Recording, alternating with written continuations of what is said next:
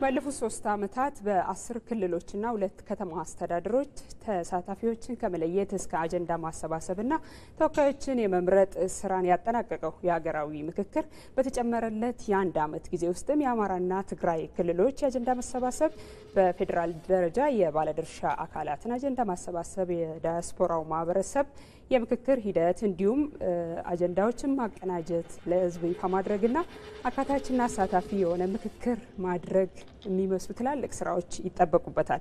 በዚህ ሰዓት እንግዲህ በአማራ ክልል እየተካሄደ ባለው አጀንዳ የማሰባሰብ ስራም ወደ 6000 የሚሆኑ የማህበረሰብ ተወካዮችና ባለድርሻ አካላት ያሳተፈ የአጀንዳ ማሰባሰብ ስራ እየተካሄደ ይገኛል። በዛሬው ዳጉ ውይይታችንም አለመግባባቶችን በዘላቂነት የሚቀርፉ ሀገራዊ ምክክር ለማካሄድ ምንድነው የሚያስፈልገው? እስካሁን ባለመመካከራችንስ ምንድነው ያጣነው? በውይይትና በምክክር ሀገራዊ ፋይዳን እንዴት ማስጠበቅ ይቻላል? የሚሉ ጉዳዮችን እያነሳን በሰፊው ውይይት የምናደርግ ይሆናል። ውይይቱን እየመራው ሃይማኖት ገነና አብራችሁ ቆያለሁ። አብራችሁን ቆዩ።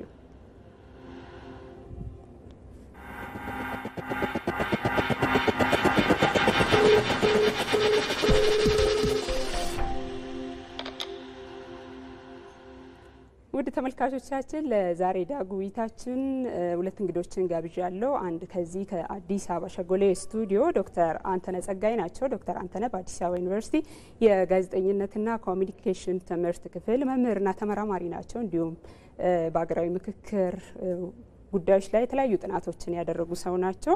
ሁለተኛው እንግዳይ ከባህር ዳር ስቱዲዮ ናቸው። ዶክተር ዮናስ አዳዬ የሀገራዊ ምክክር ኮሚሽነር ናቸው። እንግዶቼ ሁለታችሁም እንኳን ደህና መጣችሁ። መልካም ውድ ተመልካቾች እናንተም በያላችሁበት ሆናችሁ በቀጥታ ስልክ መስመራችን 0112704235 በመደወል ባነሳነው ርዕሰ ጉዳይ ላይ ሀሳብ አስተያየት ልትሰጡን ትችላላችሁ። ጥያቄም ካላችሁ በቀጥታ መጠየቅ ይቻላል። አብራችሁ እንድትቆዩ በድጋሚ ጋብዛለሁኝ። እንግዶቼ በተለያየ ጊዜ እንግዲህ በዚህ ርዕሰ ጉዳይ ላይ ውይይት አድርገናል። ፈቃደኛ ሆናችሁ ሁሌም አብራችሁን ስለምትሆኑ በድጋሚ አመሰግናለሁኝ። ከዶክተር አንተነህ ልጀምርና እንግዲህ በዚህ ሰዓት በአማራ ክልል ከቅዳሜ ጀምሮ የአጀንዳ ማሰባሰብ ስራ እየተሰራ ነው። ቅዳሜ ዕለት በነበረው የመክፈቻ ስነ ስርዓት ላይም የሀገራዊ ምክክር ኮሚሽን ዋና ኮሚሽነር ፕሮፌሰር መስፍን አራያ ባደረጉት ንግግር አንድ ነገር ብለው ነበር። እሱ ምንድነው? ባለመመካከራችን ብዙ ነገር አጥተናል የሚል ነገር አነሱ። እንደው እንደ ሀገር ባለመመካከራችን ምንድነው ያጣነው? መነሻ እናርግስ። ኦኬ፣ ከቅዳሜ ጀምሮ የነበረውን ፕሮግራም ተከታትያለሁ። የሀገራዊ ምክክር መድረኩ አይ ቲንክ በጥሩ ሁኔታ ላይ እየሄደ መሆኑን የሚያሳየው ነገር እንግዲህ አንድ ትልቅ ነገር ነው ብለን የምናስበው ይሄ አሳታፊነትን፣ አካታችነትን፣ ሁሉንም ማድረስ የማድረግ የሚለውን ነገር ብዙ ጉልበት የሚፈጅና ብዙ ነገሮችን ብዙ ቻሌንጆችን የሚያልፍ ነው እና በዛ ፕሮሰስ ውስጥ እያለፉ ያሉበት ሁኔታ የሚያስተምራቸው ብዙ ነገሮች ይኖራሉ ኢን ዘ ፕሮሰስ ማለት ነው። እና ፕሮፌሰር የተናገሩት ነገር ትልቁ ነገር ነው። አንደኛው ያ ምንድነው? በተነጋገርን ቁጥር ነው ባልተነጋገርን ቁጥር ግን ምናጣቸው ብዙ ነገሮች አሉ የሚባለው በቲዮሪም በፕራክቲስም በሁሉም መንገድ ማለት ነው። ዳያሎግ ማድረግ ባንድ ባለ ፕሮግራም ላይ ቅርብ ለቅርብ ሆኖ ሰዎች በሚያወሩበት ሰዓት የተሻለ ግንዛቤ ይኖራል። ቢያንስ ማውራት ሲጀመር የአንድ ችግር በግለሰብም ይሁን በትልቅ በተቋምም ደረጃ በአገርም ደረጃ 50% የመፈታት እድል አለው እና እሳቸው በዚህ ጉዞ በዚህ የ3 ዓመት ጉዞ ውስጥ እና 1 ዓመት ኤክስትራ የተጨመሩበት ሁኔታ ካዩት ነገር የተነሳ ይመስለኛል እና እውነት ነው፣ ምንም ጥርጥር የለውም። ብዙ ስቴሪዮታይፒንግ፣ ብዙ ግምቶች፣ ብዙ ኤክስፔክቴሽንስ ከርቀት የሚሰጡ አስተያየቶች ሁል ጊዜ ገላጭ አይሆኑም። ሰዎች ወደ አክቹዋል ወይም ቀጥታ በሆነ ሁኔታ ዳያሎግ በሚያደርጉበት ወይም ዳያሎጉ ደግሞ በሚዘጋጁበት ሰዓት ነገሮች እየቀለሉ ይመጣሉ እና ፕሮፌሰር ያሉት ሰዎች ኢንጌጅድ በሆኑ ቁጥር በማንኛውም ነገር ውስጥ የሚፈሩ ነገሮች የሚሸሹ ነገሮች ሁሉ ክሊር እየሆኑ ይመጣሉ እና እውነት ነው። በዛሬ ቀን ወይም በእነዚህ ከቅዳሜ ጀምሮ ኮሚሽኑ በባህር ዳር ተገኝቶ ይህንን ማድረግ ነገር ከግብ ለማድረስ የሚደረገው ስራ ትልቅ ሰክሰስ ነው ብዬ አስባለሁ። ምክንያቱም በፊት የማይታሰብና ትልቅ ቻሌንጆች ያሉት ወይም ሰዎች ደግሞ ስለዛ ነገር የሚሰጡት ነገር አሁን ባለበት መሬት ላይ ባለው ሁኔታ ስላልሆነ ከዛ የመነጨ ይመስለኛል። በቦታው ሆነው ባዩት ሰዓት ሰዎች ምን ያህል ሬዲ ናቸው የሚለውን ነገር አይተው ይመስለኛል እና ትክክል ነው። ምናልባት ዶክተር እንደው በሀገራችን ብቻ ሳይሆን የቅርብ ጊዜ ትዝታም አለን አይደለ? ባለፈው ከትግራይ ክልል ጋር በነበረው ጦርነት መጨረሻ ላይ ብዙ ነገር ካጣን በኋላ እንደ ሀገርም ትልቅ ጉዳት ከደረሰ በኋላ ወደ ነገሮች ወደ ድርድር ወደ ውይይት ነው የሚመጡት። በሌሎች ሀገሮችም ልምድም አብዛኛው ግጭቶች መጨረሻ ላይ በንግግር ነው የሚፈቱትና እንደ ኃይልና አማራጭ ማድረግ ምን አይነት ውጤት ነው መጨረሻ ላይ የሚኖረው ብለህ ታስባለህ? ይሄ በጣም ጥሩ ጥያቄ ነው። በትግራይ ጦርነት በትግራይና በፌዴራል መንግስት በሁለቱ በክልሉና በፌዴራል መንግስት መሀል በነበረው አለመስማማትና በዛ ጦርነት እንደውም ብዙ ጊዜ ከማነሳው ነገር ጦርነቱ ብዙ እንዳይሞቅ የትኛውን ቢያሸንፍ ያንን ነገር ወደ መጨረሻ መመለስ ሪኮንስትራክሽን ጊዜ ብዙ ኮስታ ያደርገናል የሚለው ነበር። ምንድነው ማንኛውም ጦርነት ማንኛውም የአንድ ሀገር ውስጥ የእርስ በርስ ጦርነትም ይሁን ዲስፒዩት መጨረሻ በዳያሎግ ነው የሚፈታው። ባይሆን ብዙ ጉልበት እዛ ጋር ማውጣት አያስፈልግም። ምክንያቱም ተመልሶ የጋራ አሳይመንት ስለሚሆን ማለት ነው። እና ከዛ ልንማር ይገባል። አሁን ባለው ሁኔታ የማንኛውም ነገር መጨረሻው ዳያሎግ ነው። ምክንያቱም ሁለት የተለያዩ ሀገራት አይደሉም በጦርነት ውስጥ እንጌጅ ሊሆኑት። ጣሊያን ቢሆን ለምሳሌ ወይ ተሸንፎ ይሄዳል ብለሽ ታስቢያለሽ እና በሁለት ወንድማማቾች ወይም በሁለት ወይም ከዛ በላይ በሆኑ የአንድ ሀገር ዜጎች ወይም ግሩፕስ የሚፈጠር ነገር መጨረሻው ዳያሎግ ነው። አሁን ለዚህ በጣም ጥሩ ምሳሌ ምናልባት በመሀል ማነሳት ይሆናል። የኮሎምቢያ ጦርነት የ52 ዓመት ጦርነት መጨረሻ የተፈታው በዳያሎግ ነው። ረጅም ጊዜ አድካሚ ነገሮች ይፈጃል፣ ብዙ ነገር ያሳጣል። ግን የኃይል አማራጭ ሁል ጊዜ ሰክሰስፉል ሆኖ አያውቅም። ለጊዜው ሊዳፈን ይችላል፣ ተመልሶ ይመጣል። ግን አንድን ችግር በአግባቡ ለመፍታት ወይም ደግሞ ያ ችግር ድጋሚ እንዳይመጣ ከሚያገለግል ነገር አንደኛው እና ወሳኙም በአገር ደረጃ ዳያሎግ ማድረግ ቀድሞ ችግሮችን የመፍታት እድል ስለሚሰጥ ማለት ነው። መልካም። እስቲ ወደ ባህር ዳር ስቱዲዮ ዶክተር ጋር ደግሞ ደርሰን እንመለሳለን። ዶክተር ዮናስ እንግዲህ ባለፉት 2 ቀናት በባህር ዳር ቆይታችሁ ብዙ ነገር እንዳዩ እንደታዘባችሁ ተስፋ አደርጋለሁኝና እንደው ምን ይመስላል የአጀንዳ ማሰባሰብ ሂደቱ እስካሁን ባለው በ2 ቀናት ቆይታችሁ? አመሰግናለሁ ዶክተር ጸጋይንም አንቺንም እንደዚሁ ተመልካቾችን በአጠቃላይ። ምናልባት እዚህ ያለሁበትን ሁኔታ ከመግለጽ በፊት ቀደም ሲል አንኳር የሆኑ ነጥቦች ተነስተው ነበርና ምን አጣን በተለይ በመለው ላይ ክቡር የሆነውን የሰው ልጅ ህይወት ነው ያጣ ነው። ታላቅ የኢኮኖሚ ተስፋና እድገትን ልማትን ያጣ ነው። እንደ ሀገርም ደግሞ ገጽታችን ሁሉ እንዲበላሽ የኢትዮጵያ ስምና ግጭት ተመሳሳይ እንዲሆኑ በዓለም አቀፍ ደረጃ እስከ ድራማዎች ድረስ የተደረሰበት ሁኔታ ነው ያስተዋል ነው። ደግሞ የጋራ የሆነ እሴት የጋራ የሆነ ራዕይ ወይም ራዕይ የጋራ የሆነን ትርክት እንዳንፈጥር አድርገዋል እና ምን አጣን ለተባለው መሰረታዊ ነገሮችን እንደዚህን ከሰብአዊነት ያወረዱን ጉዳዮች ማንሳቱ በጣም ተገቢ ይመስለኛል። ስለዚህ እነዚህ ዳግም በዚህ ሀገር እንዳይከሰቱ ለማድረግ መዋቅራዊ ምክንያቶች ምንድናቸው ብሎ ደግሞ ማየቱ በጣም ተገቢ ስለሆነ በአማራ ክልል የተደረገ ያለው እነዚያን መሰረታዊ ችግሮቻችንን ለመቅረፍ ከ4 ክላስተሮች ማለትም ከጎንደር፣ ባህር ዳር፣ ሸዋ ወይም ደብረ ብርሃንና ደሴ ወይም ወሎ ክላስተር የመጡ ከ6000 የማያንሱ ተሳታፊዎች በአሁኑ ሰዓት እየተነጋገሩ ይገኛሉ። እነሱም ደግሞ ከየወረዳዎቹ 10 ማህበረሰብ ክፍሎች ሆነው አንድ ላይ መጥተው በጣም በንቃት በጣም እጅግ በሚገርም ሁኔታ ምንም አይነት መተፋፈር የሌለበት ግልጽ በሆነ ሁኔታ አጀንዳዎቻቸውን በማቅረብ ላይ ይገኛሉ። እርስ በርስ ደግሞ የመደማመጥ የመከባበር ባህልን በሰፊው እያሳዩ ይገኛሉ፣ ይነጋገራሉ። ትላንትና ዕለት የነበረው ሁኔታ እጅግ በጣም አመርቂ ነበረ። ዛሬም ይህ ስራ ቀጥሎ ይውላል እንደ ፈጣሪ ፈቃድ ኢንሻአላህ። ነገ ደግሞ ይጠናቀቃል ብለን እናስባለን። እስካሁን ያለው እጅግ በጣም ተስፋ ሰጪና ወደ ህዝቡም ውስጥ ገብተን ስንመለከት በእውነት በጣም አስተማሪ ነበር። ሃይማኖት በጣም እንዲያው ለህዝባችን በጣም ግልጽ እንዲሆን አንዳንዶቹ ጋር ቁጭ ብለን ስንነጋገር ከእናቶች ከአባቶች በተለይ አንዱ ጋር ተገኝቼ ስንነጋገር እንዴት እናት ሲናገሩ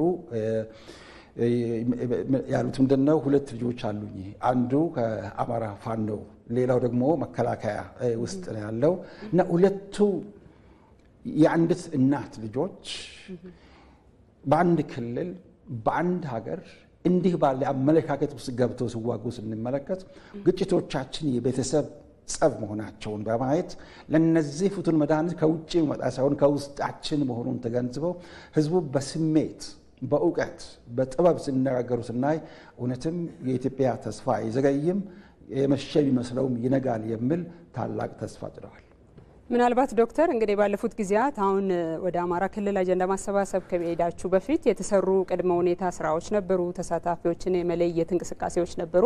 ክልሉ ካለበት የሰላም ሁኔታ አንጻር እንደ ችግር ምንድነው ያለፋችሁበት ሂደት? አካታች እንዲሆንስ ምን ያክል ጥረት አድርጋችኋል? የተገኘ ውጤት ምን ይመስላል ከአካታችነት አንጻር? በጣም ጥሩ። ለተመልካች አድማጭም በጣም ግልጽ እንዲሆን እነዚህ ቃላቶች አካታች ብለን ስንል ምን ማለታችን ነው? በዋናነት በሀገራዊ ምክክር አውድ አካታችነት ማለት የሀሳብ አካታችነት ነው። የሁሉም ሰው ሀሳብ መወከሉን ማረጋገጥ ነው። ሁል ጊዜም የሚወስደው አንድ የሕክምና ሳይንስ ምሳሌ አለ። አንድ ሰው ወባ ቢይዘው ወይም የሆነ በሽታ ራሱ በጠረጥር ሄዶ ደሙን ነው የሚሰጥ እንጂ መላ ሰውነቱን ወደ ላቦራቶሪ ይዞ አይገባም። በተመሳሳይ የ139 ወይ 135 ሚሊዮን ህዝብ በአካል መገኘት አይጠበቅም። ነገር ግን የ130ም ወይ 135 ሚሊዮን ህዝብ ሀሳብ መወከሉን ማረጋገጥ የሀገራዊ ምክክር ኮሚሽን ትልቁ ኃላፊነትና ግዴታው ነው። ስለዚህ ወገኖቻችን በዚህ ለመሳተፍ ያልቻሉ ሀሳቦቻቸው ወክለናል ከሚሉት ህዝብ ድምጽ መስማት ነበረብን። ከማህበረሰቦች በተለይም ከምሁራን ማዳመጥ ነበረብን። እነዚህ ከምሁራን የምንሰማቸው እውነትም የሀሳብን ውክልና በሚገባ የሚገልጹ ነው እናገኛቸዋለን። አባቶች፣ የሃይማኖት መሪዎች፣ ሲቪል ሶሳይቲ በአጠቃላይ እነሱ በአካል መጥተው ከኛ ጋር ለመነጋገር ያልቻሉ በነውጥ ወይም በግጭት ውስጥ የሚገኙ ወገኖቻችን በአካል እንኳን ባይወከሉ ልኡካናቸውን እንዲልኩም ጥያቄ እያቀረብን ቢሆንም በመካከሉ ግን ወላጆች አካባቢ ህዝቡን የሚያውቁት በሙሉ ውክልናቸው ጥያቄያቸውን እንዲያንጸባርቁ ጥረት እያደረግን እንገኛለን። በተሳካ ሁኔታም ደግሞ ከህዝባችን በሚገባ እየሰማን ያለነው። ስለዚህ እኛም ያደረግነው ጥረት ሀሳቡ እንዲወከል የቆሙለት ዓላማ ያ ዓላማው እንዲወከል ዋና አንኳር ፖይንቶችን እኔ ከዚህ በፊት ጎንደር ነበርኩኝ። በተከታታይ እዛ የተከናወነው እስከ 2700 የሚሆን ህዝብ ተሳትፎበታል። እጅግ አስደናቂ የሆነ ተሳትፎ ነበረ።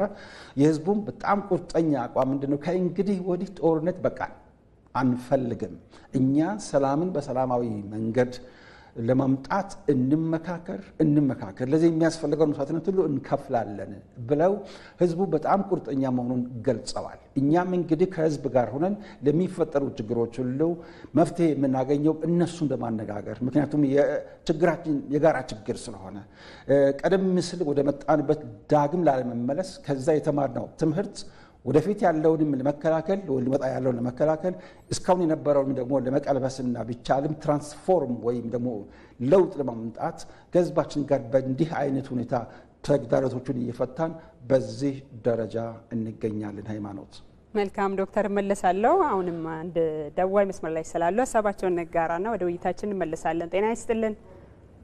ጸናጽልኝ እንደምን ሰነበታችሁ እንደምን ከረማችሁ ስለተቀበላችሁ እናመሰግናለን። ክቡር ዶክተርንም አመሰግናለሁ። ዙታ ተፈጻሚውን አስራ ለቃብነት ወደቁ አፍሪካን አጥንቷን ከመጣች ወጣለቁ አገናል ወደ ፓን አፍሪካኒዝም እና በመከክር ደግሞ ይመለከተናል። እንግዲህ የጦርነት ቆንጆና የሰላም አስቀያሚ የለውም ይባላል እና ሰሞኑን በአማራ ክልል ለውይይት ለምክክሩ ክፍት መሆኑ እየሰማን ያለ ነው። እንግዲህ ወደ ትግራይ ይቀጥላል ብላ እናስባለን። ሁልጊዜም ከምክክር ኮሚሽኑ ጋር ሀሳብ ስጠት አንዳንድ ስልጠናም ላይ ስንሳተፍ የምንለው ሁልጊዜ በምክክር በጦርነት የሚሆን ነገር የለም። መመካከር ደግሞ ብዙ ነገሮች በውይይት እንፈታለን እና ስለዚህ ለድመት ለአይጧ ሲባል ለምጣዷ ሲባል አይጧ ትለፍ ነው የሚባለው። ምጣዷ ኢትዮጵያ ናት።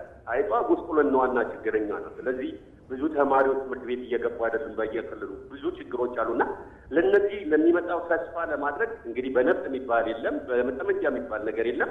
ሁላችንም አስተዋጽኦ ብናል። ከዚህ በፊት ተሞክሮ ሰምተናል። አንዳንዱ እኔ ያልተወከልኩም እኔ ያልተወከልኩም ይላል። ሁሉንም መወከል አይቻልም እና ምናልባት በጸጋ መቀበል የሚቻለው የኔም ሀሳብ እዛ አለበት የኔም ሀሳብ እዛ ነው የሚለውን እንደ ኦሮሚያም እንደ ትግራይም እንደ ጋምቤላ ሁሉ ስናደርግ የግድ የሁሉም ሀሳብ እኮ ሲዳሰስ በማጠቃለያው ላይ አመት ተራዝሟል እናውቃለን።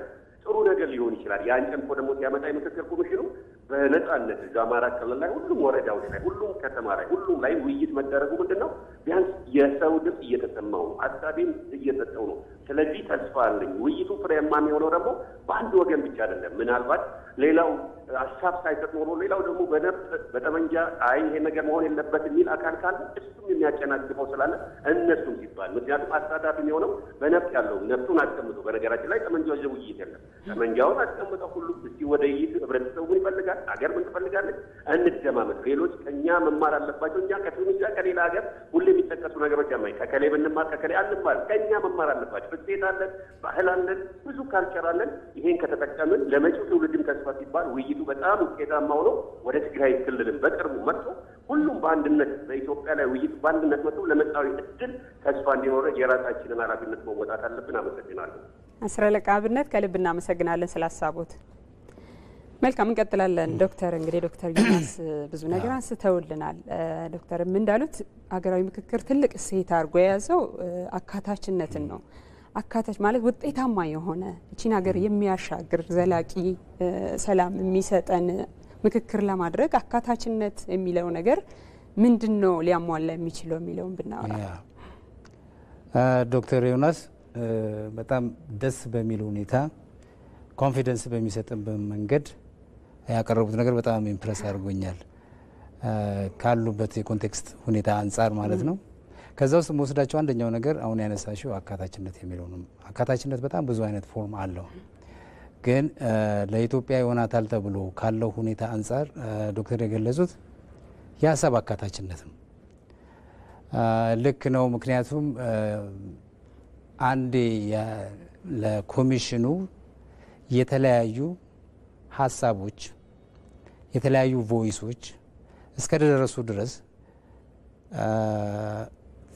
ቴማቲካሊ ተቀምጠው ከዛ ውስጥ ፊልተር አድርገው ለህዝብ የሚያቀርቡበት ሁኔታ ስላለ አት ዘ ሴም ታይም ደግሞ በዛ ውስጥ ያልተካተተ ሀሳብ በተለይ ማይኖሪቲ የሚባሉ ወይም ደግሞ በብዛት ቮይስ ማይሰጣቸው ድምጽ ማያገኙ አካላትን የነሱን ድምጽ የመሰብሰብ ሁኔታ እስከሆነ ድረስ ባለው እያንዳንዱን ፖፑሌሽን ወይም አጠቃላይ እንደ ሴንሰስ የሚካሄድበት ሳይሆን ሳምፕል ተደርጎ ወይም በሚሄዱበት አካባቢዎች የሚያገኟቸውን የተለያዩ ሀሳቦችን ከየትም ይመንጩ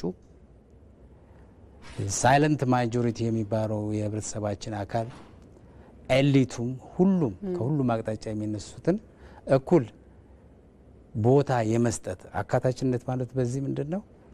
ማንኛውም የተለየ ሀሳብ በራሱ ችግር ስለማይሆን ለአጠቃላይ ይህን አጀንዳ ከተሰበሰበ በኋላ ህዝብ ስለሚነጋገርበትምና ከዛ ውስጥ ደግሞ ካላቸው ሲግኒፊካንስ አንጻር ተወስደው ሶርት ተደርገው ለዲስከሽን የሚቀርቡ ስለሆነ ዋናው አጀንዳነቱ ነው እንጂ ምን ያህል ፖፑሌሽን አለው እዚህ ጋር ቁጥሩ አይደለም ወሳኙ ምን ያህል የተለያየ ነው የሚለው ነው።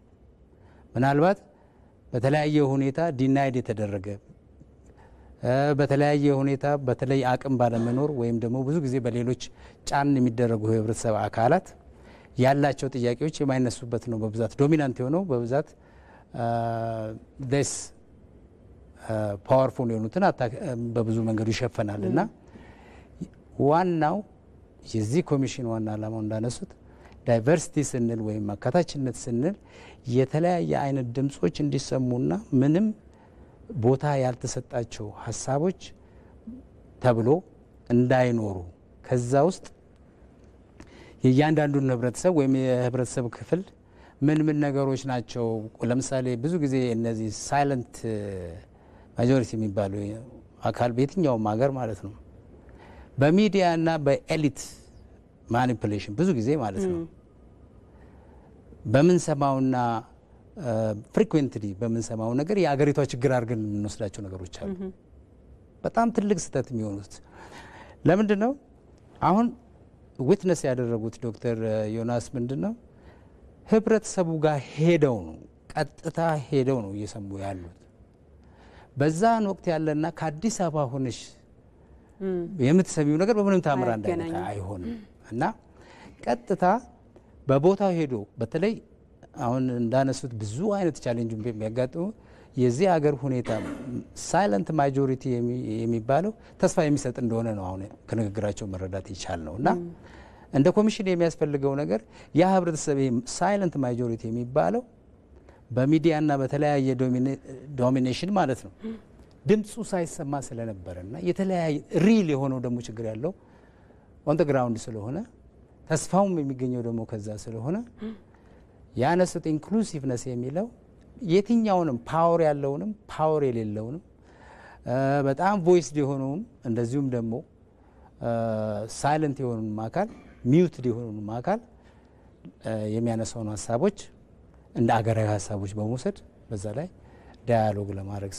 ነው የሚለው ነገር ወድጀዋል። ነገር ግን የተለያዩ ድምጾች የሚሰሙበት ምክክር እንዲሆን ጠንካራ ነው ውይይት እንዲሆን ግን የሚመረጡት ተወካዮች ምን አይነት መሆን አለባቸው የሚለውን እንመለስበታለን። ዶክተር ጥያቄውን ያዝልኝ። ሄሎ አቤት እምዬ ጤና ይስጥልን ማለት ነበር። ጤና ይስጥልን ከየት ነው? ከቡታጅራ። መልካም ይቀጥሉ። እሺ በመጀመሪያ አወያዮቹም ሀሳብ ሰጪዎቹም አመሰግናለሁ። ይሰማል? አዎ ይቀጥሉ። ምክክሩ እጅግ ደስ የሚል ነው።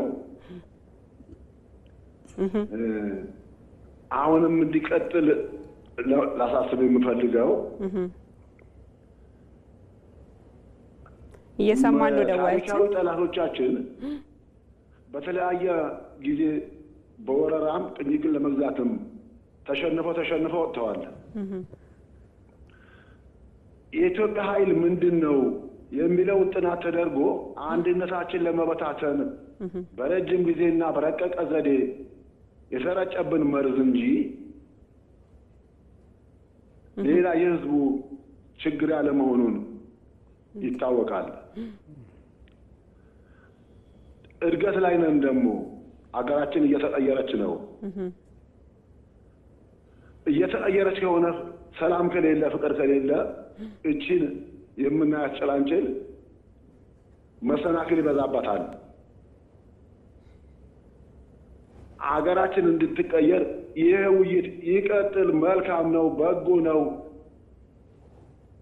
ሌላውም ህዝብ ይገንዘብ የሚል ማሳሰቢያ ለመስጠት ነው። አጭር ነው ሀሳቤ። መልካም እናመሰግናለን አቶ ኃይሉ ስለ ሀሳቦት። ዶክተር ዮናስ ጋር ደርሰን እንመለስ።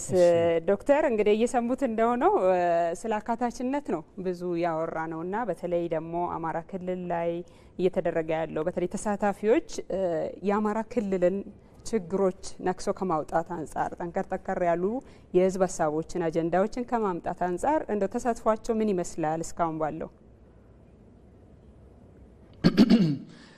አሁንም ዶክተር አንተነህንና ጠያቂዎቻችን ተመልካቾችን እና እንደዚሁም ዋናዋን አንከር ውይይታችንን እጅግ አድርገን እናመሰግናለን። ሃይማኖት ምናልባት አንድ ሁለት ፖይንቶች ቶሎ ልናገርና ከዛ ወደ ጥያቄው ልሄድ። አስር አለቃ አብነት እንደተለመደው እሳቸው በእውነት በደማቸው በአጥንታቸው ይህችን ሀገር ለማስከበር ካላቸው ቁርጠኝነት ከሀገር ፍቅራቸው የተነሳ ሁል ጊዜ በሀገራዊ ምክክር ጉዳይ ላይ በሀገር ጉዳይ ላይ ሁሌ ሲሳተፉ አያለውና እጅግ በጣም አኩሪ ስራ ነው የሚሰሩት። እሳቸውም እንዳሉት ለኛ መፍትሄያችን ሁሉም አካታች የሆነ ሀገራዊ ምክክር ማካሄድ ነው። እንዲያው አንድ ነጥብ እዛ ላይ ምንድነው እንደ ሀገራዊ ምክክር እንደ ምክክር ኮሚሽን ጥሪያችን አሁንም በጫካ ውስጥ የሚገኙ ወገኖቻችን ትጥቃቸውን ፈተው ይምጡ አንልም። ትጥቃቸውን እንደያዙም እነሱ ባሉበት ሆነው ከፈለጉ ከዛም በስልክ ሊያገኙን ይችላሉ። ከዛም ሆኖ አጀንዳቸውን መስጠት ይችላሉ። እዚሁ ነን። ባለፈውም ጎንደር ነበር። ሌላው ደግሞ የራሳችን ልኡካን ቡድን መላክ ይችላሉ። አልፎ አልፎ የሚሰሙ መልካም ነገሮችን እያየን እየሰማን ነው። የበለጠ ያለ ህዝብ በግልጽ እንዲወጣ ለማድረግ ልኡካን ቡድኖቻቸውን ደግሞ ብልኩልን አጀንዳዎቻችን እነዚህ ናቸው ብሎ 1 2 3 በቁጥር ተቆጥሮ ቢሰጠን የበለጠ አካታችነታችን ሊረጋገጥ ስለሚችል ቅድም ወንድማችን ዶክተር አንተነህ ጸጋዬም እንዳለው እንደዛ ለማድረግ የነሱን ቁርጠኝነትም በጣም እንዲያው እንድታይ እንፈልጋለን። ለዚች ሀገር ባለውለታ ናቸውና ወገኖቻችን አማራ ፋኖ ነው። የትላንቱን ውለታቸውን ኢትዮጵያ ዝም ብላ አይመስለኝም። ዛሬም እንደዚህ ጥቃቅን የሆኑ ወይም ደግሞ መለስተኛ ወይም መሰረታዊ ብለው እነሱ የሚያምኑ ማናቸውም ችግሮች ቢኖሩ እነዚህ የሀገር ውስጥ የራሳችን ችግሮች ናቸው እንጂ ቀደም ሲል 10 አለቃ አብነት እና ወንድማችን ከቡታጅራ እንዳለው አቶ ኃይሉ እንዳለው ከውጭ የመጣብን ሳይሆን እኛው ራሳችን ውስጥ ቤተሰብ ቅድም እናት ያለችው እንደተናገርኩት አይነት ማለት ነው። ስለዚህ ይህን በተመለከተ ያላችሁን አጀንዳ ያላችሁን ጥያቄ ቢያቀርቡልን የበለጠ ውጤታማ ፍሬያማ መሆን እንችላለን። በጥላት የተመሰረተ እሳቸው ያሉትም የሀገራዊ ምክክር አካሄዱ አጠቃላይ ወይም በአመዛኙ ጥናት መር እውቀት መር ምርምር መር ነው። በሌሎችም ሀገሮች ልምድ ቀደም ሲል ወንድሜም ሲጠቅስ ነበረ። የኮሎምቢያ ልምድ በአካልም እዛው ተገኝቼ ማየትም ችያለሁ። ለ52 ዓመታት ሲዋጉ ሲታገሉ የነበሩ ወገኖች ከመንግስት ጋር ሆኖ ዛሬ ኮሎምቢያን ወደ ከፍታ ለማውጣት ሲፍጨረጨሩ በአይናችን አይተን ከነሱም ጋር ወደ 10-15 ቀን እንደዚህ የሚሆን የልምድ ልውውጥ ማድረግ ችለናል። እነሱንም በተለይም ቀደም ሲል በጫካ ውስጥ የነበሩትን ወደ ሀገራችን መጥተው ልምዳቸውንም እንዲያካፍሉ ይፋዊ ጥሪ ማድረግላቸው የጠበቅናቸው ነው ያለነው። ወደ ሃይማኖት ወደ አንቺ ምናልባት ዶክተር ወደ ሁለተኛው ከመሄዳው በፊት የሚሰማውት ከሆነ ካሁን በፊት ሀገራዊ ምክክር ኮሚሽን በተለያዩ በአማራ ክልል ብቻ ሳይሆን በኦሮሚያም በሌሎችም ክልል በትጥቅ ትግል ላይ ያሉት ወደ ምክክር እንዲመጡ በተለያዩ ጊዜያት ጥሪ ስታቀርቡ ነበረ። በተወሰነ መልኩ ምላሽም ያገኛል እና ምናልባት አማራ ክልል ላይ ያለው ፍላጎትና ምላሽ ምን ይመስላል? እስካሁን ወይ አጀንዳ የመላክ አይነት አዝማሚያ ሳይታችኋል ወይ? በሁለት መንገድ ነው የምናየው። አንዱ ቀጥታ፣ ሁለተኛው በተዘዋዋሪ። ተዘዋዋሪውን ላስቀድመው።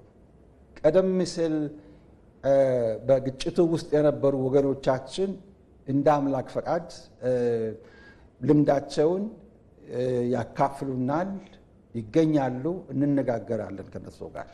አሁንም አክቲቭ ውጊያ ላይ ደግሞ የሚገኙ ወገኖቻችን በተዘዋዋሪ ከአባቶች፣ ከሃይማኖት መሪዎች፣ ከቤተሰብም ጭምር አጀንዳዎችን ለማሰባሰብ ጥረት እናደርጋለን። ቀጥታ በሆነ መንገድ ደግሞ ጥሪያችን እንደቀጠለ ነው ያለው። ጥሪያችን ውስጥ እስካሁን አንዳንድ ብዥታ የሚፈጥረው ምንድነው? ባለፈው ምናልባት ከውጭ ካሉ ሚዲያዎች ጋርም በስፋት ነው የተነጋገርነው። ለነሱም የተናገርነው ምንድነው? ትጥቅ ማስፈታት የኢትዮጵያ ሀገራዊ ምክክር ኮሚሽን የስራ ድርሻው አይደለም። የኢትዮጵያ ሀገራዊ ምክክር ኮሚሽን ስራው ድርድርም አይደለም፣ ሽምግልናም አይደለም፣ ምክክር ነው። በምክክር ውስጥ ናቸው እነዚህ ድርድሮችም ሽምግልናዎችም። ቀጥታ ድርድር ወይም ኔጎሲዬሽን ማካሄድ የሚችለው ግን መንግስት ነው። ስለ ትጥቁ የመንግስት የወታደራዊ መሪዎች አብሮ መነጋገር ይችላሉ። ወንድሞች እኮ ነን፣ ቤተሰብ ነን። እነዚህ ቅድም አንድ እናት ልጆች መሆናችንን በግልጽ እዚህ በአይናችን እያየን ያለ ነው። የቤተሰብ ጸብ ነው የምንለው ለዚህ ነው። ሌላ ሶስተኛ አራተኛ ሰው መጥቶ እንዲያስታርቀን ሳይሆን እዚያው ራሳችን የሀገሩን ሰርዶ በሀገሩ በሬ እንድሉ። ስለዚህ ይህን ይዙ ለማድረግ በእኛ በኩል አጀንዳዎችን በተለያዩ መንገዶች ቀጥታም በተዘዋዋሪም ለማግኘት ጥረት ያደረግን ነው። አጀንዳዎችንም እያገኘን እንገኛለን። በተለይ ስቴክ ሆልደርስ ወይም ባለድርሻ አካላት ከሐሙስ ጀምሮ በሚያደርጉት በስፋት የምትሰሙትና የምታዩት ይሆናል።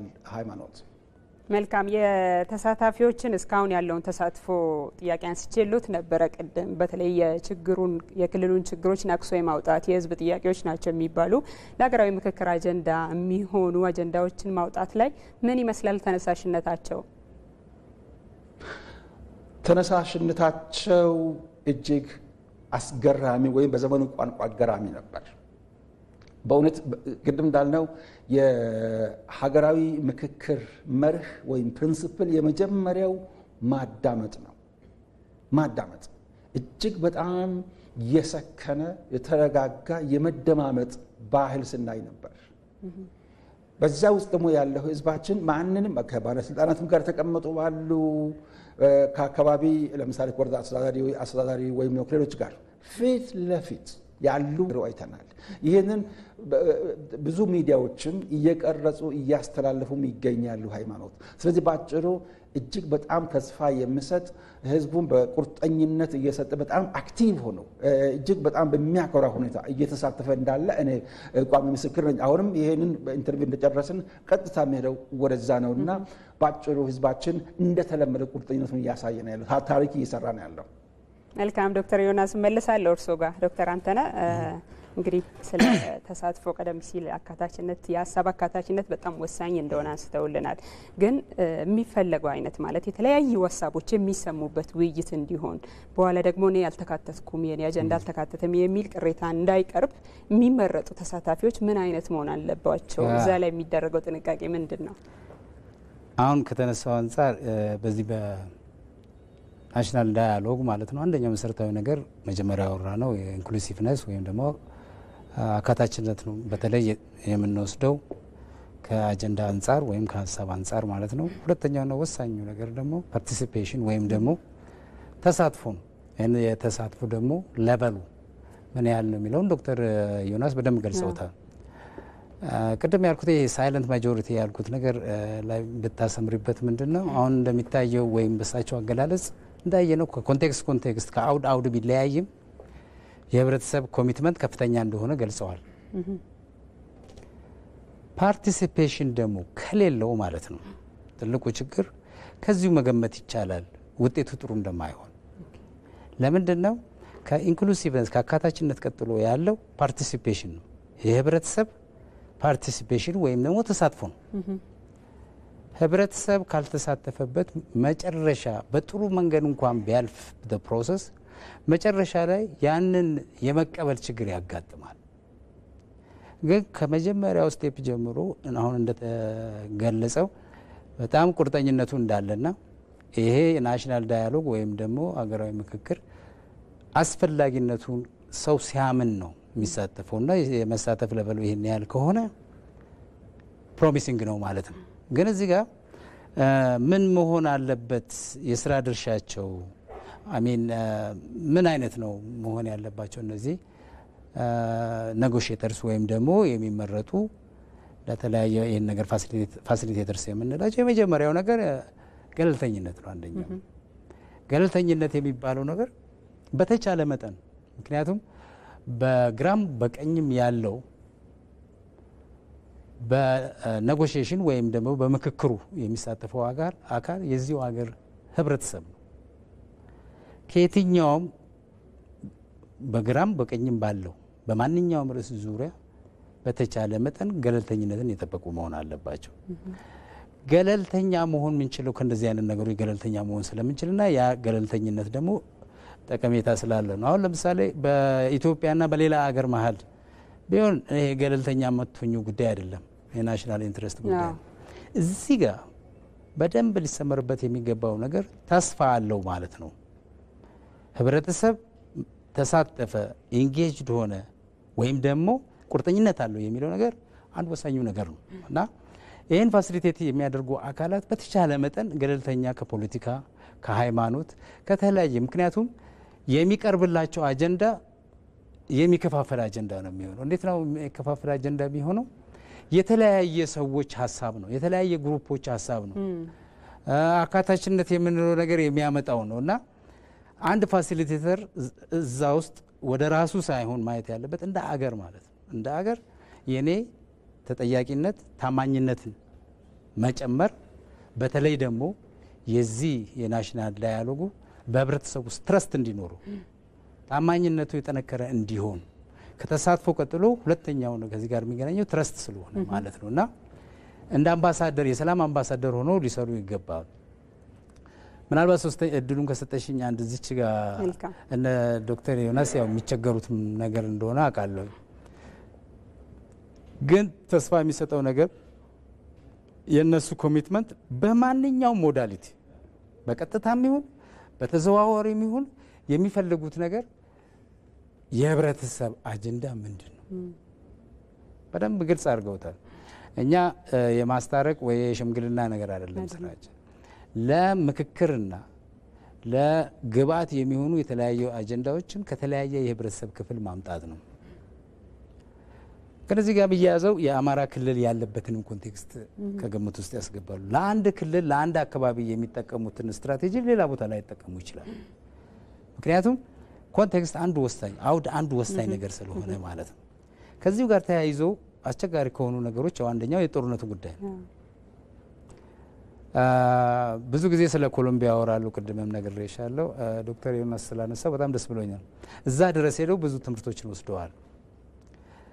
ምክንያቱም በኮንፍሊክት ውስጥ በ52 ዓመት ኮንፍሊክት ውስጥ ኮሎምቢያ ለየት የሚያደርጋት የኮሎምቢያ ሞዴል ምንድነው? እነሱ የራሳቸውን ባህል ተጠቅመዋል። ሁለተኛ ደግሞ ሌላ ኤክስተርናል የሆነ አካልን በዘዴ ዲስተንት አድርገዋል። ከዛ ደግሞ እነዚህ ከተማውን ሲመራ የነበረውና ገጠሩን ሲመራ የነበረው ግሩፕ በአንድ ነገር አምነዋል። የግድ ናሽናል ዳያሎግ ያስፈልጋቸው ነበር። ያ ጦርነት ምንም ሊያደርግ ስላልቻለና ተፈራርመዋል። አሁን ብዙ ጊዜ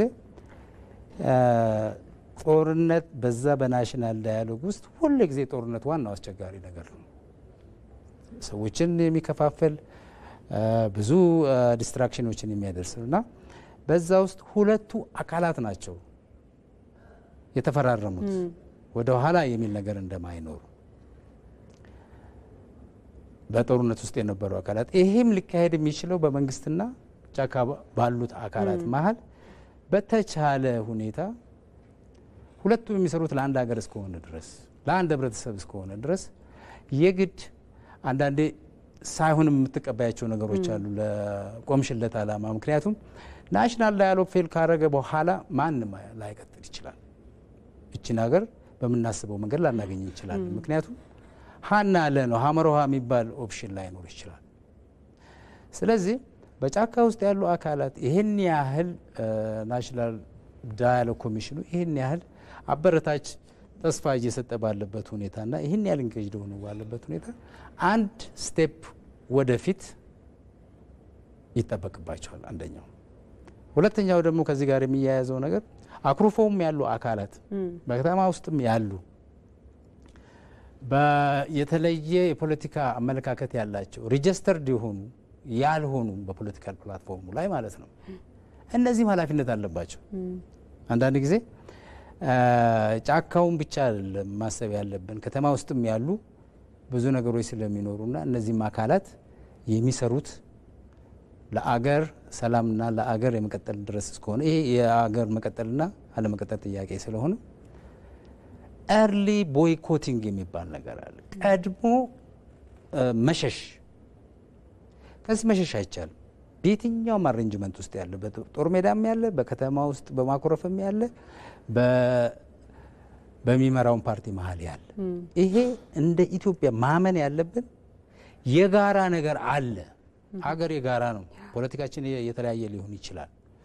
አገር በማያስቀጥልና በማያስቀጥል ነገር ላይ የጋራ ጉዳይ እንደሆነ ማሰብና የጋራ አንዱ ነገራችን ወይ ኮሌክቲቭሊ ይሄ አገር እስከሆነ ድረስ ይሄ ኮሚሽንም እየሄደ በብዙ ኤፈርት በዚህ 3 አመታት በተለይ በቅርብ ጊዜያት ከፍተኛ ጉልበቶችን ከፍተኛ ነገሮችን አውጥቶ እየተንቀሳቀሰ እንደሆነ ሰምተናል። እና ከዛኛውም ሳይድ ሲሚላር ፓራራል የሆነ እንቅስቃሴ ያስፈልጋል። ጫካም ካለው ከተማ ውስጥም በፖለቲካ አኩርፎ ያለው በሊዲንግ ፓርቲውም ወይም ደግሞ በአመራር ላይ ያለው እና የማንኛውም አካል ጉዳይ እስከሆነ ድረስ እና ይሄ ያለው የኢትዮጵያ ህብረተሰብ በተለያየ መንገድ በየትኛውም ሳይድ በሚመጣ ነገር ተጎጂ የሆነውን ህብረተሰብ እና ደግሞ የሚሰሩለትም ለዛም እስከሆነ ድረስ አይ ቲንክ እነዚህ ሰዎችም ልብ ሊሉት የሚገባና የኮሚሽኑንም ስራ አጣብቂኝ ውስጥ ስለሚጨምር እነዚህ አካላት ለተወሰነ ጊዜ ቢያንስ እንትን እኮ የሚባል ነገር አለ፣ ጦርነት የማቆም የሚባል ነገር አለ፣ ተኩስ የማቆም የሚለው አለ ወይ ብቻል ደግሞ የጋራ መግባባት እንዲፈጠር ዘላቂነት ባለው መንገዱ ቢሆን የኮሚሽኑንም ስራ እንዲከባድ አያደርገውም። የዜጎችንም ደግሞ የትኛውም ሳይድ በሚመጣው ምስቅልቅል የመጎዳት አይኖርም። እንደገና ደግሞ ያለንበትንም ቀጠና ከግምት ውስጥ ማስገባት አለብን። ያም ደግሞ ምንድነው ብዙ አጀንዳዎች ናሽናል ኢንተረስት አጀንዳዎች አሉ። እነዛን ነገሮች ገፍተን ልንሄድ የምንችልባቸው በቤታችን ውስጥ ያለውን ነገር ደግሞ ሰማው ሰጥቶ በመቀበል በተለያየ መንገድ ለኮሚሽኑ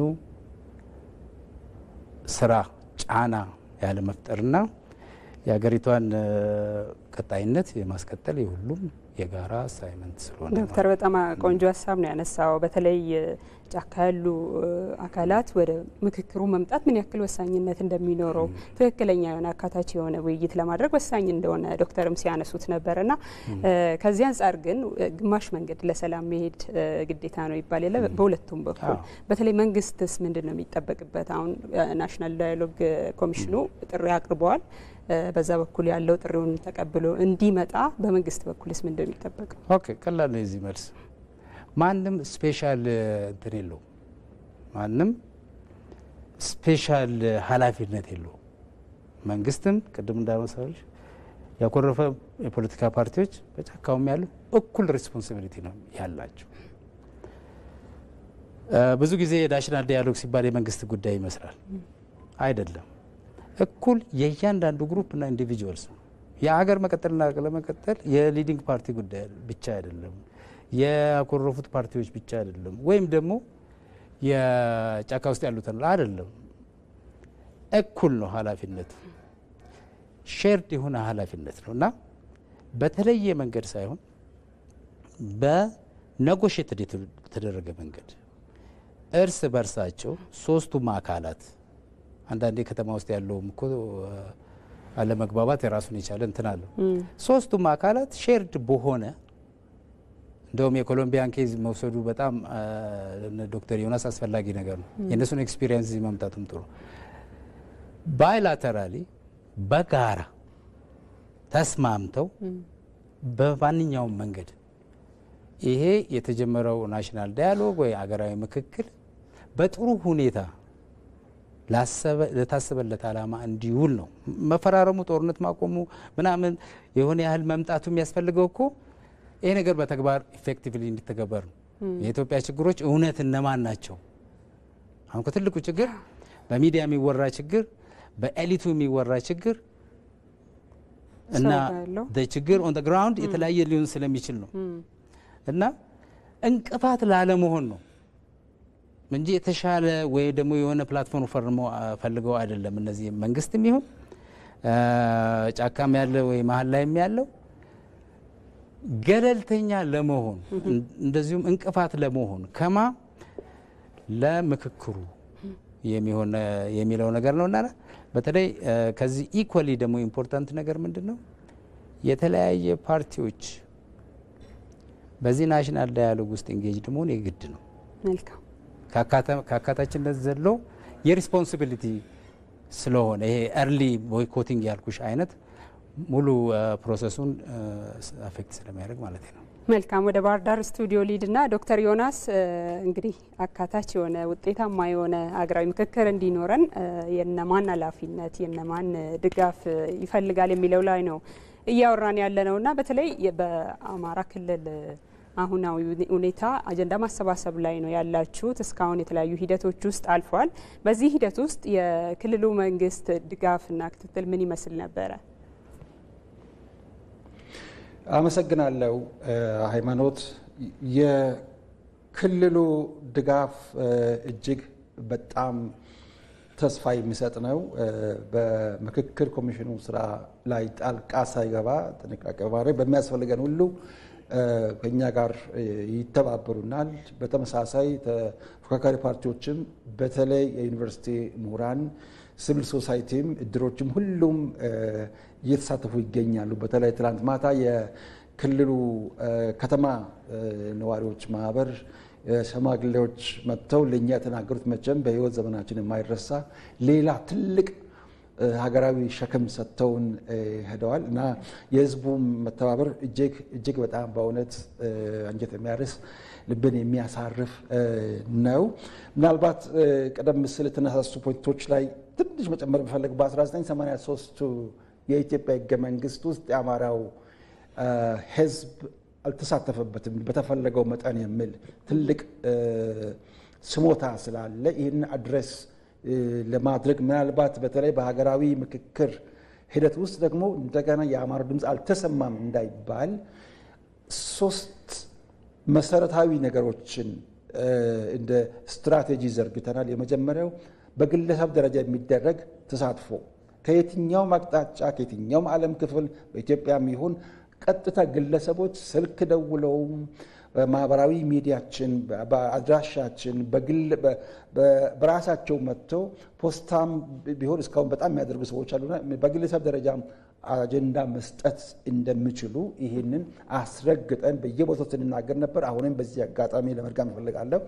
ሁለተኛው በቡድን ወጣቶች ማህበር ምናልባት ያልተካተቱ ካሉ አላገኘንም የሚሉ ፖለቲካ ማህበራት፣ ሲቪክ ማህበራት፣ መምር የትኛውም አይነት በቡድን የተደራጁ በተለይም አማራን ክልል በተመለከተ እንደ 83ቱ ህገ መንግስት እኛ አልነበርንበትም አልመከርንበትም እንዳይባል ቀጥታ የሆነ ተሳትፎ ማድረግ እንደሚችሉ፣ ሶስተኛውና ትልቁ ደግሞ እንደዚህ በማህበረሰብ እንደዚሁም ደግሞ በባለድርሻ አካልነት በሚገባ አሁን እንደምናየው ንቁ ተሳትፎ በማድረግ አጀንዳቸውን እንዲሰጡ አካታችነትን ማረጋገጫ መንገድ አንዱ ስለሆነ ነው። ቅድም በጣም ጥሩ ፖይንት ወንድም ዶክተር አንተነስ ያነሳ ስለነበረ ማይኖሪቲ ቮይስ ወይም ደግሞ የህዳጣን ወይም አነስተኛ ቁጥር ያላቸው ሰዎች ድምፅ እንዳይታፈን፣ ለምሳሌ በአማራ ክልል ኦሮሚያ ዞን የተለያዩ እንትኖች አሉ። እነዚህ ዳይቨርሲቲዎችን ለማስተናገድ ብዝሃነትን በፖለቲካዊ አመራር አስተዳደር ለማስተናገድ ክልሉ በወሰደው እጅግ በሚያበረታታ እርምጃ በዚህ ያሉትን የማናቸው ድምፅ እንዳይቀር ጥረት እያደረግን እንገኛለን። ማንም ሰው ከዚህ ወደ ኋላ እንዳይቀር የትኛውም ክልል ይሁን በዚህኛውም ክልል ይሁን ከሁሉም አጀንዳዎችን ለመሰብሰብ ተወካዮቻቸውን ደግሞ ለኢትዮጵያ ሀገራዊ ምክክር ጉባኤ በሀገር አቀፍ ደረጃ በሚደረገው ተሳትፎ እንዲያደርጉ ማስመረጡን እኛም እንቀጥልበታለን። በጣም ተገቢ ፖይንት ስለተነሳ ነው እና ሳይለንት ማጆሪቲውም ደግሞ በዚህ ውስጥ ከፍተኛ ሚና እንዲጫወት የኛ ስራ አውዶችን ማመቻቸት ስለሆነ በዚሁ አይነት ህዝባችን እየተወከለ የራሱን ድርሻ እየተወጣ እንደሚገኝም ለማስረዳት በጣም ጥረት ማድረግ አለብኝ ብዬ አስባለሁ። የሚመረጡ ተወካዮችስ? ይሄ በጣም ተገቢ ጥያቄ ነው ሃይማኖት። ምክንያቱም ከተቃዋሚ ፓርቲዎች ደቡብ፣ እንደዚሁም ቤኒሻንጉል ጉሙዝ፣ ሲዳማ ክልል እንደዚሁም በማዕከላዊ ኢትዮጵያ እየመራሁ እያለው እነዚህ እኮ ተመርጦ የሚመጡ ሰዎች የብልጽግናን አጀንዳ ይዞ የብልጽግና ፓርቲ አጀንዳ ይዞ የሚመጡ ናቸው እንጂ አካታች አይደለም ብለው ደውሎልኝ ከዛ የደወሉትን ሰዎች ጋዜጠኞችን ይዞ እንዲመጡ ጋበዝኳቸው። መጡ፣ ገቡ።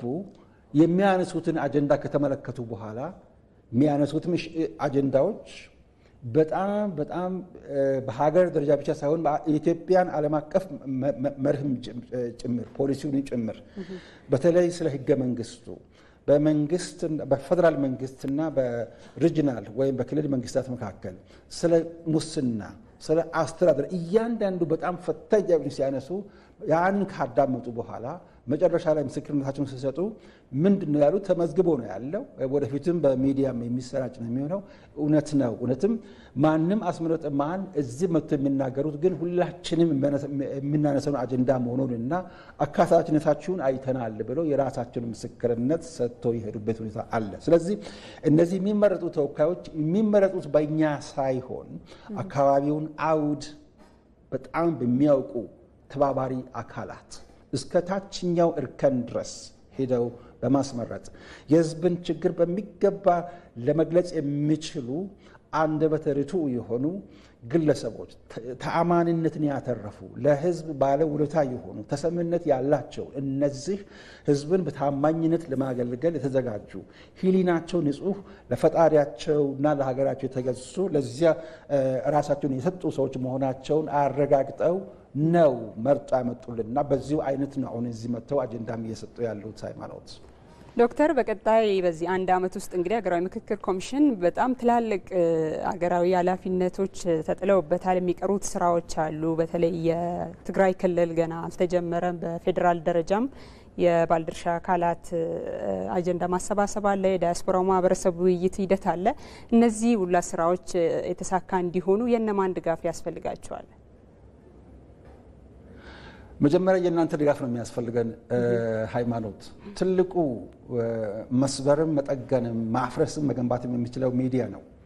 እነዚህን ስራዎች በሚገባ የተሳካ እንዲሆን ለማድረግ ቅድም እጅግ የተከበሩ በጣም ሁልጊዜ ለሀገራዊ ምክክር ስኬት ይሰሩ እንዳሉ እንደ ምሁር ዶክተር አንተነህ ጸጋዬ አይነቶች ሌሎችንም እንደዚህ ምሁራንን የሀገር ሸማግሌዎችን በእውቀታቸው በብስለታቸው እጅግ የታወቁ ሰዎችን ወደ ሚዲያ እያቀረቧቸው እነዚህ ለህዝባችን የምክክርን አስፈላጊነት የኢትዮጵያን የፖለቲካ ምህዳር ለመቀየር የኢትዮጵያን የፖለቲካ ትራጀክተሪ ለመቀየር ለወጣቶቻችን ብሩህ ተስፋ ለመስጠት ቅድም ግጭት ስላለ ምን አጣን ብለን ነበረ።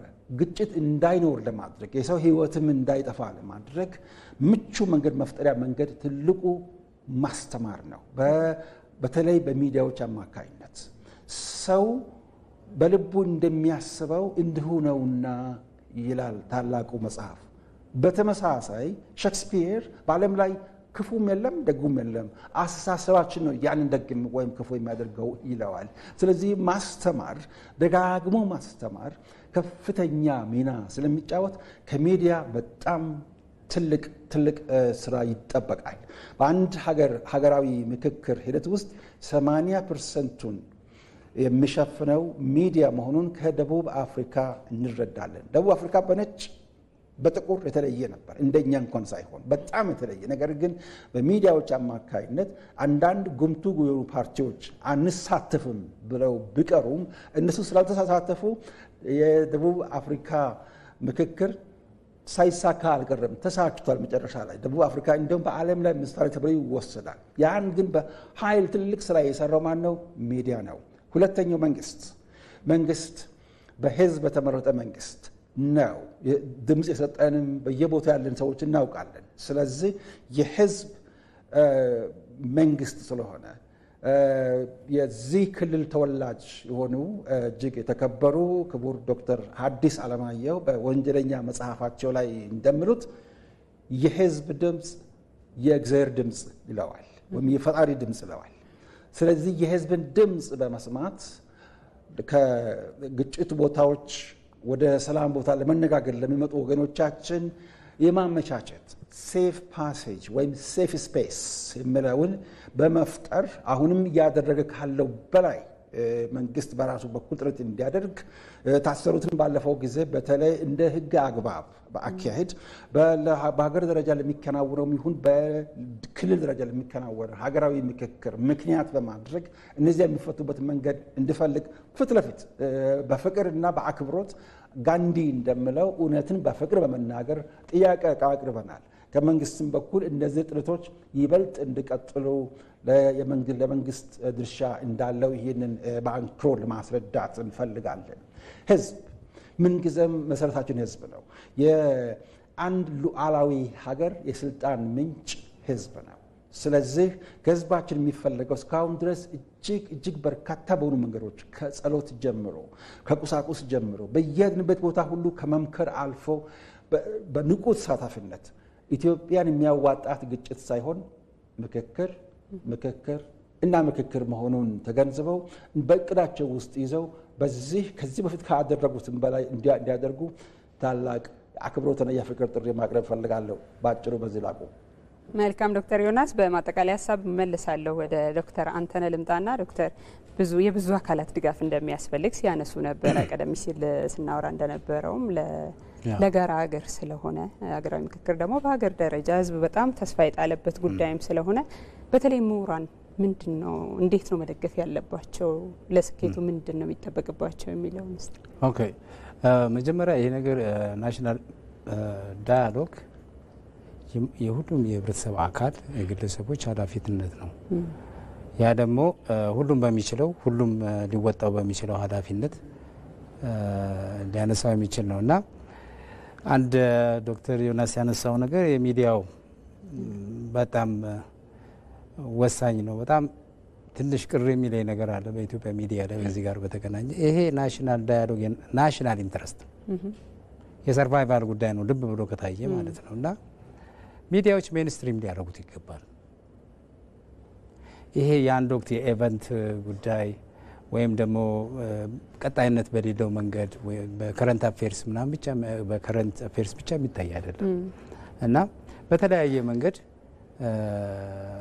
በደንብ ሽፋን ሊሰጠውና የማስተማር ከዚህ የምንረዳው እኮ ይሄ ነገር ዳያሎግ ካልቸርም መሆን አለበት። የአንድ ህብረተሰብ ካልቸርም መሆን አለበት። ጤነኛ የሆነ እርስ በርስ ግንኙነትም ለመፍጠር ወሳኝ ስለሚሆን ማለት ነው። ከዚህ ከናሽናል ዳያሎግ ከናሽናል ኢሹስ ከወጣንም በኋላ እኮ በግለሰብም ደረጃ በግሩፕም ደረጃ መስማት ሀሳቦችን ማንሸራሸር መስማት ማንፈልገው ነገር የመስማት ችሎታ እንደዚህ ሁሉ የሚያስፈልጉን እኛ እንደ ህብረተሰብና ሚዲያው በየትኛውም በሶሻል ሚዲያውም ይሁን ኃላፊነት ያለው የሶሻል ሚዲያም ይሁን የሜንስትሪም ሚዲያ ኢንክሉዲንግ ፐብሊክም ፕራይቬትም የምትዩ ሃይማኖታዊም የምትዩ እዚህ ነገር ላይ ካልሰራ ናሽናል ኢንተረስት ላይ እየሰራ አይደለም ማለት ነው እና ይህን ነገር ልብ ቢባል የምሁራን ሮል ደግሞ ዶክተር ይቅርታ ዶክተር ዮናስ ካላቸው ሰዓት አንጻርም የማጠቃለያ ሀሳብ እንዲሰጡ እድል ልስጣቸውና እንመለሳለን ወደ ምሁራን። ዶክተር ዮናስ እንግዲህ እስካሁን ባለው በተለያዩ 10 ክልሎችና 2 ከተማ መስተዳድሮች አጀንዳ አሰባስባቸዋል። በእርግጠኝነት ብዙ አይነት ልምዶች አዳዲስ ነገሮች እንደተገኙበት ተስፋ አደርጋለሁ። አማራ ክልልም ያለውን ጨምሮ እንደው ተጠናክሮ መቀጠል አለበት የሚሉት ወይ ደግሞ መሻሻል አለባቸው የሚሏቸው ጉዳዮች ካለ ያንሱልንና ላሰናብቶት። የሙቀቱን ደረጃ የተረዳችሁ ይመስለኛል። በጣም አመሰግናለሁ። በአማራ ክልል እንግዲህ ይሄ ለራሱ እዩት ዳይቨርሲቲያችን እንግዲህ የኛም ብዝሃነት እዩ። አዲስ አበባ አሁን በቅዝቃዜ ነው፣ እኛ ግን እዚህ ሙቀቱን በሚገባ ኢንጆይ እያደረግን ያለ ነው። በተመሳሳይ ይሄ 13ኛው ክልል ነው፣ 13ኛው ነው እንግዲህ። ስለዚህ አሁን ብዙ ስራዎች ተሰርተው ያለቁ ስለሆነ እጅግ አስደማሚ የሆኑ ነገሮችን እያየን ነው። እኛ በዋናነት ባለቤትነት ይህ በኢትዮጵያዊ ባለቤትነት የሚመራ ኢትዮጵያዊ የሆነ ተቋም ነው። ዓላማችን ደግሞ በኢትዮጵያ ውስጥ ሀገራዊ መግባባት እንዲመጣ፣ ሁለተኛ በህዝብና በመንግስት እንደዚሁም በህዝብና በህዝብ መካከል መተማመን እንዲፈጠር ትራስት እንዲፈጠር ማድረግ፣ ሶስተኛውና በጣም ትልቁ ዓላማችን በኢትዮጵያ ውስጥ ቅድም ወንድምም አንስተውታል ዶክተር አንተነህ ባህልን ሰላምን ምክክርን ባህል ማድረግ። ይህ ደግሞ ሰላምን በሰላማዊ መንገድ ለማምጣት በር የሚከፍት የኢትዮጵያን የፖለቲካ ባህል አሸናፊ ሁሉ ይወስዳል የሚለው ቀርቶ ሁሉም አሸናፊዎች ሆኖ የሚወጡበትን መድረክ ያንን አውድ ለመፍጠር ስለሆነ ለዚህ እስካሁን ድረስ እጅግ አኩሪ ስራዎች የተሰሩ ከመንግስት ከሚዲያው በተለይ ኢቲቪ፣ አማራ ሚዲያ ኦሮሚያ ሚዲያ እዚህ ብቻ በአማራ ክልል ብቻ ከ13 14 ቋንቋዎች በላይ ይተላለፋሉ። ይህ መረባረብ ለኛ እጅግ ትልቅ ኃይል ነው ብለን እናስባለን። ስለዚህ እነዚህ መልካም እሴቶቻችን ይቀጥሉ ዘንድ ህዝባችን በሚችለው ሁሉ እንዲያደርግ ኢትዮጵያን ደግሞ የሚያዋጣት ምክክር ስለሆነ ለዚህ ፈጣሪም እንዲያግዘን በጸሎቱ እንዲቀጥል አሁን በጾም ላይ የሚገኙ ወንድሞቻችን ስላሉ ስለዚህ ሰላምን የሚያደርጉ ብፁዓን ናቸው የፈጣሪ ልጆች ይባላሉና ተብሎ እንደተጻፈ ሁላችንም ለሰላም እንነሳ። ሁላችንም ለሰላም እጅ ለእጅ ተያይዘን ስንነሳ ደግሞ ሀገራችንም ሰላም ትሆናለች። ቤታችንም በራሳችን ሰላም እንሆናለን። የሰላም አምላክ የሰላም ፈጣሪ እሱ ሁላችንን ይባርክን፣ ኢትዮጵያና ህዝቧን ይባርክልን። አመሰግናለሁ። ዶክተር ዮናስ አዳዬ ሀገራዊ ምክክር ኮሚሽን ኮሚሽነር፣ እንግዲህ በተለያዩ ጊዜያት እኛ በፈለግነው ሰዓት ሁሉ ፈቃደኛ ሆነው ምላሽና ማብራሪያ ስለሚሰጡን ከልብ እናመሰግናለን። እኔም አመሰግናለሁ ስለ እድሉ። መልካም ዶክተር፣ እንቀጥላለን። ቀደም ሲል ወደ አነሳነው ሀሳብ ልመልሶት፣ ምሁራን በተለይ የሚል ነገር አንስተውልን ነበር። አሁን ለምሳሌ አንድ ሁለት ሀገራትን ማንሳት እችላለሁ። በዚህ በናሽናል ዳያሎግ ትልቅ ጨዋታ የተጫወቱባቸው ምሁራን ላይክ በተወሰነ ወቅት የሳውት ሱዳን ላይ አይተናል። ያ ምሁራን በተለያየ ወርክሾፖች በተለያየ ሴሚናሮችን ህብረተሰብን የማስተማር ኮንፈረንስ የማድረግ ቢያንስ ኤሊቱ አትሊስት በኤሊቱ ዙሪያ ኮንሰንሰስ እንዲኖር ኢንተርምስ ኦፍ የዚህ ነገር አስፈላጊነት ከዛም አልፎ ደግሞ እነ ቤኒን ከዚህ በፊት ማስቻት ይሆናል ሚዲያ በተለይ ቤኒን የምትታወቅበት ዋናው ነገር ሚዲያ ባለሙያዎችና የፐብሊክ ሪሌሽን ሰዎች እስከ ገጠር ምንም ትራንስፖርት የሌለበት አካባቢ ሁሉ በመድረስ በከፍተኛ ሁኔታ ህብረተሰብን ያነቁ ነበር። ያ ነገር የህልውና ጉዳይ እንደሆነም ጭምር ማለት ነው ናሽናል ዳያሎግ ወይም ደግሞ ሀገራዊ ምክክር የሚለው ጉዳይና ቤኒን በዚህ ትነሳለች። በእኛም ሀገር በቅርብ እንደምታስታውሸው አዲስ አበባ ዩኒቨርሲቲ ከናሽናል ዳያሎግ ጋራ ብዙ ስራዎችን ሰርተዋል። ግን ይሄ ነገር እንዲቀጥል ቀጣይነት እንዲኖረው መክራለሁ። የአዲስ አበባ ዩኒቨርሲቲ በጣም ኢንትረስትድ በተለይ ቶፕ ማኔጅመንቱ በጣም ኢንትረስትድ ሆኖ እኔም ነበርኩበት በፕሬዘንቴሽን ዶክተር ዮናስም ነበረ የማስታወሳቸው 2-3 ኢቨንቶች አሉ። ያ ነገር ቀጣይነት ቢኖረው ጥሩ ነው። አዲስ አበባ ዩኒቨርሲቲም አንድ ምሳሌ ይሆናል። ሌላ መጨረሻ ላይ የተነሳች አንድ ወሳኝ ነገር ለሁላችንም የምትሆነው ማለት ነው ዶክተር ዮናስ አንስተዋል። ያነሱት ነገር ምንድነው? ናሽናል ዳያሎግ should be owned by the country የሚለው ማለት ነው። ይሄ የኢትዮጵያ ብሔራዊ ምክክር መድረክ ማለት አማንግ ኢትዮጵያንስ ማለት ነው። እዚህ ውስጥ የሚያሳየው ሁለት ነገር ነው። አንደኛው ይሄን ሊረዱ የሚችሉት ሊሳተፉ የሚችሉት ኢትዮጵያውያን ናቸው። ኢትዮጵያውያን ናቸው እና ኢትዮጵያ አማንግ ኢትዮጵያንስ ብቻ መሆን አለበት። ሊረዱት የሚለው ነገር ሲጨምረው ምንድነው? የአማራ ለምሳሌ አሁን የተነሳው የአማራ ሪጂናል ስቴት አለ፣ የፌዴራል መንግስቱ አለ፣ ህዝቡ አለ።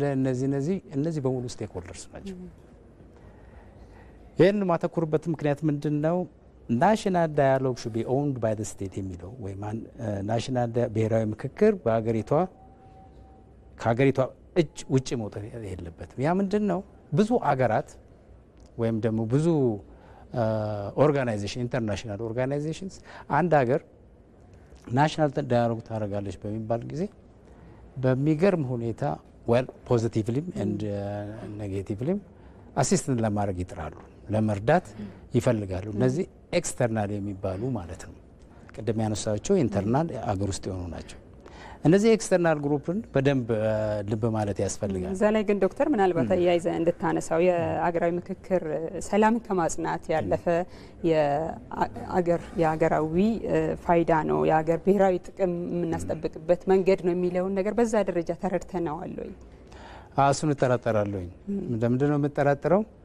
ይሄ ነገር በደንብ ሰርጾ ሁሉም የኔ ነው የሚለውን ነገር በቀጣይነት በሚዲያ ሲኬድበት አላይም። አንዳንድ ጊዜ ቱ ቢ ኦነስት ማለት ነው። አንድ ፕላስ ደግሞ አንዳንድ ጊዜ ያለ መስረጽ አንዳንዴ ኮሚሽኑ መጥቶ ሲያወያይ ነው የተሻለ ፒክቸር ሰዎች የሚይዙት ያልደረሰባቸው አካባቢዎች። አንዳንዴ ደግሞ በቃ ስታግናንት ሆኖ ያሉ ህብረተሰቦች ያሉ ከተማ ውስጥም እና ያን ቫልዩ አለማድረግ ምክንያቱም እንደ ተራ ምርጫ እንደ ተራ እንደ ተለመደው ኖርማል ነገር ይመስላቸዋል ሰዎች። አይደለም። ፊውቸራችንን ዲፋይን የምናደርግበት ነው። ምክንያቱም ናሽናል ዳያሎግ ተነክቶ ወይ ፌል ነው ወይ ሰክሲድ ነው የሚያደርገው እንጂ በመሀል ላይ ምንም ሩም የለም። እና እንደ ሀገር ፌል የምናደርግ ከሆነ እንግዲህ ፌለር የእኛ ናሽናል ኢንትረስት አይሆንም። ናሽናል ኢንትረስታችን የተሳካ ብሔራዊ ምክክር መድረክ ማዘጋጀት ነው እና ለዚህ ችግር የሚሆኑት ነገር ህብረተሰብ ካልተሳተፈ ሊገዛው አይችልም። አንድ ፕላስ ዊዝ ኮሚትመንት ፓርቲዎችና ደግሞ የስልጣን አካላት ደግሞ ይሄን ነገር ላለማደናቀፍ የየራሳቸውን ኮሚትመንት መውሰድ አለባቸው፣ ብዙ አካላት ስለሚኖሩ ማለት ነው። እና ቅድም ያነሳሁትን ልጨርስና የኤክስተርናል የሚባሉት አካላት እንደ ዩኤን ሊሆኑ ይችላሉ፣ አውሮፓ የተለያዩ ድርጅቶች ማለት ነው።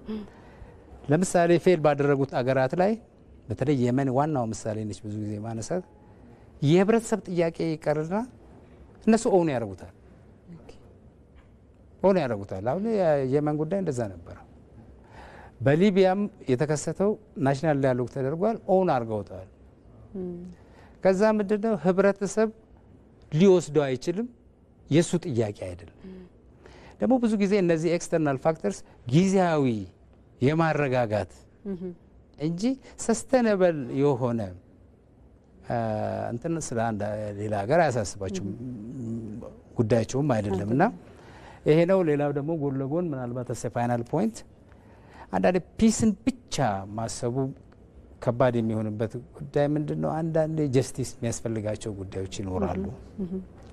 በዛ ነገር ናሽናል ዳያሎጉ ጀስቲስ ይሰጣል ማለት አይደለም።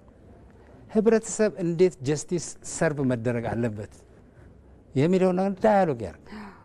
ነገሩ አካታች የሆነ አጀንዳ አካታች የሆነ መንገድ የሀሳብ አካታችነት ስለሆነ ያለው ጀስቲስ አንዳንድ ጊዜ ምንድነው ዊዛውት ጀስቲስ አስቸጋሪ ስለሚሆን ማለት ነው። ናሽናል ዳያሎግ ማለት ሰላምን አዝልቆ ኮንፍሊክት በምንም ተአምር ወይም ደግሞ ሞስት ፕሮባብሊ በሚባል መንገድ እንዲቀር ሊሚት የሚያደርገን እስከሆነ ድረስ የጀስቲስ ጉዳዮችንም ደግሞ ለዳያሎግ ማድረግ በምን መንገዱ ይሄ በፍርድ ቤት የሚሰጥ ጀስቲስ ሳይሆን በህብረተሰብ ዳያሎግ ውስጥ እንደዚህ የሆነ ነገር እንዴት ይደረግ፣ በዚህ አፌክትድ የሆኑ ቪክቲሞች ምን የሚሆኑ የሚለው ነገር እና በአጠቃላይ የሰማነው ነገር በጣም ፕሮሚሲንግ እና የመጨረሻ ሀሳብ እንዲሆን ዶክተር እንግዲህ ብዙ ስራዎች ይቀራሉ። በተጨመረለት 1 አመት ጊዜ ውስጥ ሊከናወኑ ይገባቸዋል ተብሎ የተቀመጡ እነዛ ስራዎች በተሳካ ሁኔታ ከግብ እንዲደርሱ እያንዳንዱ ሰው ምንድን ነው የሚጠበቅበት? ቀደም ሲል ጫካ ያሉ ኃይልን አማራጭ ያደረጉ አካላት ጥሪ የተደረገላቸው እንደሆነ አንስተናል እና እሱስ እንደው በአጠቃላይ ሁሉም ሰው እያንዳንዱ ሰው ኃላፊነት ስለሆነ እንዴት ነው የኔ ጉዳይ ነው የሚለውን ነገር ማምጣት የሚቻለው የሚለውን የማጠቃለያ ሀሳብ እናርግ። መጀመሪያ ሀገራችን ያለችበትን ኮንቴክስትና ሁኔታ ማወቅ አስፈላጊ ነው። ዝም ብሎ ቴዎሬቲካሊ ሳይሆን በእውነታ ያለንበት እጅግ አደገኛ ሰዓት ነው። አደገኛ የሚያደርገው ደግሞ ምንድነው? እኛ የምናደርገው ነገር ነው። በየጊዜው አዳዲስ ርዕስ እየተሰጠ በኮንፍሊክት ውስጥ እያለፈች ያለች ሀገር ነች። ስለዚህ የሆነ ችግር አለ ማለት ነው። ወደ ሌላ ማሳበብ ወደ ሌላ ሳይሆን መጀመሪያ ችግር አለ ማለት ነው። ያን ችግር በተለይ ደግሞ እንደ ጋራ ነቅሶ ማውጣት የሚቻለው በዚህ ናሽናል ዳያሎግ አክቲቭ ሆኖ የኔ ጉዳይ ነው ይሄ ነገር የሀገሬ ጉዳይ ነው ብሎ የሚያምን ህብረተሰብ ያስፈልጋል። ይሄ ለዚህ ደግሞ ማብቃት ያን ህብረተሰብ አቴንሽን መስጠት በእያንዳንዱ ሙያ ዘርፍ ያለ በእያንዳንዱ የዕለት እንቅስቃሴዎች ውስጥ ይሄ ነገር ሊታወስበት የሚችለው መንገድ መፈጠር አለበት። ነሰሊ ሁል ጊዜ ዜና ማድረግ ብቻም ሳይሆን ባለንበት ኦርጋናይዜሽን ሪስፖንሲብል ናቸው። የግድ የፖለቲካ ኦርጋናይዜሽን አይደለም። ፒስ የሁሉም አካል ስለሆነ እና በቀን ውስጥ ልናወራበት የሚችለው ፐርሰናሊ ራሱ ማለት ነው ይሄ ነገር ሲባል ምንድን ነው የምንልበት የምንጠይቅበት ልንሳተፍበት የሚያነሳሰን ብዙ ነገሮች እንደግለሰብ ማድረግ አለበት። ድርጅቶች ደግሞ በየትኛውም ጎን ያሉ ይሄን ነገር ፎረሞችን እየፈጠሩ ነሰለ ዩኒቨርሲቲ መሆን የለበትም። አንድ እድር እኮ ቁጭ ብሎ የድሩን ባለቤቶች የድሩን አካላት 5 ደቂቃ ጨምሮ ሊያዋራ ይችላል። የተከራዮችን ማህበር ቢሆን ብዙ ስለ ኮምፕሌን ምናምን የሚወሩ ነገሮች እንዳሉ ሆነው 5 ደቂቃ ወስዶ ማዋራት ይቻላል። መምህራንም ክላስ ውስጥ 5 ደቂቃ ወስደው ተማሪዎቻችን ስለዚህ ጉዳይ ሊያወሩ ይችላሉ። ይሄ በግለሰብ ደረጃ ሊሆን ይችላል። የሃይማኖት ተቋማትም እንደ ተቋም ሁሉም እንደየተቋሙ ሊወጣ ይገባል። ሌላው የሚዲያው ተቋም እንደነገርኩሽ ሚዲያ ብዙ ነገር ይጠበቅበታል። አሁንም ድረስ ማለት ነው ጎልቶ እንዲወጣ በሶሻል ሚዲያም በሜንስትሪም ሚዲያም የሰርቫይቫል ጉዳይ እንደሆነ ስለዚህ ነገር ማወቅ ማሳወቅ ምን ማለት እንደሆነ ምክንያቱም ጥርት ያለ እውቀት ሲኖር ተሳታፊነት ስለሚጨምር ማለት ነውና ኤሊቱም ደግሞ አንዳንዴ የግድ ባለበት ቦታ ብቻ ሳይሆን ከአለበትም ሰርክሉ ወጥቶ ህብረተሰብን በሚዲያም በተለያየ መንገድም ህብረተሰብን እንዲሳተፍ የማድረግ እንደዚሁም ደግሞ አንዳንዴ ፖዚቲቭ ነገሮችንም ዴቨሎፕመንቶችንም ቢያቅ የናሽናል ዳያሎግ ኮሚሽኑ ዴቨሎፕመንት ዌብሳይታቸውን ቪዚት ማድረግ ምን ደረጃ ላይ እንዳሉ ማየት መከታተል አስተያየት መስጠት ምክንያቱም ፉሊ ፍሌጅድ የሆነ ሶሻል ሚዲያ ፕላትፎርምም አለ ፕሮግረሳቸውን ሪፖርት የሚያደርጉበትም አለ ምን ላይ ናቸው ምን አይነት አሲስታንት ያስፈልጋቸዋል የሚለው ለማለትና ፓርቲሲፔሽኑ የዚህ ኢንጌጅመንት ነው የህብረተሰብን ኮሚትመንት የሚያሳየው ማለት ነው። መልካም ዶክተር አንተነህ ጸጋዬ በአዲስ አበባ ዩኒቨርሲቲ የጋዜጠኝነትና ኮሚኒኬሽን ትምህርት ክፍል መምህርና ተመራማሪ ስለ ጊዜዎት ስለ ሀሳቦት ከልብ አመሰግናለሁ። አመሰግናለሁ።